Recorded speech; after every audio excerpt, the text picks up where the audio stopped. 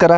ಈ ದಿನ ತುಮಕೂರು ಜಿಲ್ಲೆಯ ಒಂದು ಆಯ್ದ ಗ್ರಾಮದಲ್ಲಿ ಮಾರನಾಯಕನಪಾಳ್ಯ ಅಂತ ಗ್ರಾಮದಲ್ಲಿ ಈ ದಿನ ಒಂದು IGD ಸಂಸ್ಥೆ ವತಿಯಿಂದ ಅಯೋಡಿನ್ ಉಪ್ಪಿನ ಬಗ್ಗೆ ಒಂದು ಅರಿವು ಕಾರ್ಯಕ್ರಮ ಮಾಡ್ತಾಯಿದ್ದಾರೆ. ಈ ದಿನ ಹಲವಾರು ಹಳ್ಳಿಗಳಲ್ಲಿ ಈ ಕಾರ್ಯಕ್ರಮ ಮಾಡಿ ಯಶಸ್ವಿಯಾಗಿ ಈ ದಿನ ಮಾರನಾಯಕನಪಾಳ್ಯದಲ್ಲಿ ಈ ಕಾರ್ಯಕ್ರಮ ಆಯೋಜನೆ ಮಾಡಿದ್ದಾರೆ. ಇದರ ಭಾಗವಾಗಿ ನನ್ನ ಜೊತೆ ಮಾತಾಡಲಿಕ್ಕೆ ಜಿಲ್ಲಾ ಸಂಯೋಜಕರಾಗಿರ್ತಕ್ಕಂಥ ರಾಜಶ್ರೀ ಮೇಡಮ್ ಜೊತೆ ಇದ್ದಾರೆ. ಅವ್ರನ್ನ ಮಾತನಾಡ್ತಾ ಹೋಗ್ತಾನೆ. ಈ ಕಾರ್ಯಕ್ರಮ ಎಲ್ಲೆಲ್ಲಿ ಮಾಡಿದ್ದಾರೆ, ಆ ಕಾರ್ಯಕ್ರಮ ಹೆಂಗೆ ಯಶಸ್ವಿಯಾಗಿ ಹೇಗೆ ಆಗಿದ್ದಾರೆ ಮತ್ತು ಯಾವ್ಯಾವ ಜಿಲ್ಲೆಗಳನ್ನು ಮಾಡ್ತಾ ಇದ್ದಾರೆ ಅಂತ ಕೇಳ್ತೀವಿ ನಾವು. ನಮಸ್ಕಾರ ಮೇಡಮ್. ನಮಸ್ತೆ ಸರ್.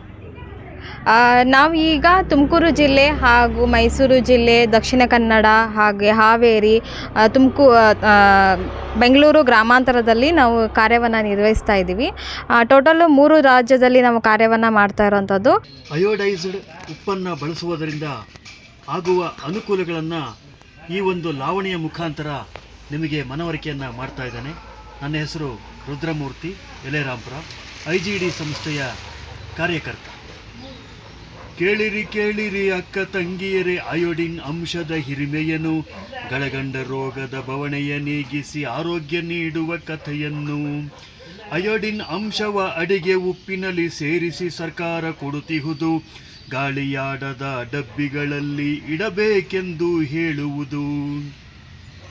ಅಡಿಗೆ ಮಾಡುವಾಗ ಮುಚ್ಚಳ ಹಾಕಿ ಬೇಯಿಸಬೇಕೆಂದು ತಿಳಿಸುವೆವು, ಅಡುಗೆಯ ಕೊನೆಯಲ್ಲಿ ಉಪ್ಪನ್ನು ಹಾಕಿ ಮುಚ್ಚಬೇಕೆಂದು ಹೇಳುವೆವು.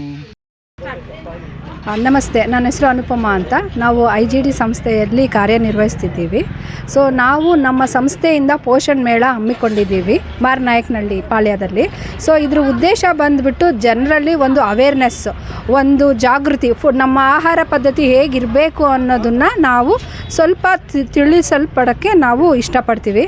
ಸೊ ಅದರಿಂದ ಆಹಾರ ಪದ್ಧತಿಗಳು ಯಾವ ರೀತಿ ಇರಬೇಕು ಅಂದ್ಬಿಟ್ಟು ಆಟದ ಮುಖಾಂತರ ಜನಗಳಿಗೆ ಖುಷಿಯಾಗಿ ಆರೋಗ್ಯ ಮಾಹಿತಿ ಇಷ್ಟೆಲ್ಲ ಇದೆಯಾ ಅಂತ ತಿಳಿಸೋದಕ್ಕೆ ನಾವು ಪ್ರಯತ್ನ ಪಡೋಕ್ಕೆ ಇಷ್ಟಪಡ್ತೀವಿ. ಸೊ ಅದರೊಳಗಡೆ ನಮ್ಮ ಆಹಾರ ಪದ್ಧತಿ ಬಂದು ದಿನಕ್ಕೆ ಒಬ್ಬ ಮನುಷ್ಯನಿಗೆ 1 ಸ್ಪೂನಷ್ಟು ಉಪ್ಪಿನ ಅಂಶ ಹೋಗಬೇಕಾಗುತ್ತೆ. ಸೊ ನಮ್ಮ ಆಹಾರ ಪದ್ಧತಿ ಹೇಗಾಗಿದೆ ಅಂದರೆ ಇವಾಗ ಯಾವುದನ್ನು ಅತಿಯಾಗಿ ತಗೋಬಾರ್ದು, ಅದನ್ನು ನಾವು ಕಡಿಮೆ ತೊಗೊಳ್ತಾ ಇದ್ದೀವಿ. ಕಡಿಮೆ ಯಾವ್ದು ತೊಗೋಬೇಕು ಅದನ್ನು ಅತಿಯಾಗಿ ತೊಗೊಂಡು ನಮ್ಮ ಆರೋಗ್ಯನ ಆಹಾರದಿಂದನೇ ಹಾಳು ಮಾಡ್ಕೋತಾ ಇದ್ದೀವಿ. ಸೊ ಇದೆಲ್ಲ ನಾವು ನಮ್ಮ ಆರೋಗ್ಯ ಬಂದು ನಮ್ಮ ಆಹಾರದಲ್ಲಿ ಇದೆ ಅದನ್ನು ನಾವು ಸಾರ್ತಾ ಇದ್ದೀವಿ. ಸೊ ಅತಿ ಹೆಚ್ಚು ಜನರು ಇದರೊಳಗಡೆ ಭಾಗವಹಿಸ್ತಾ ಇದ್ದಾರೆ. ಸೊ ಆದಷ್ಟು ತಿಳುವಳಿಕೆ ಕೂಡ ತಿಳ್ಕೊತಾ ಇದ್ದಾರೆ.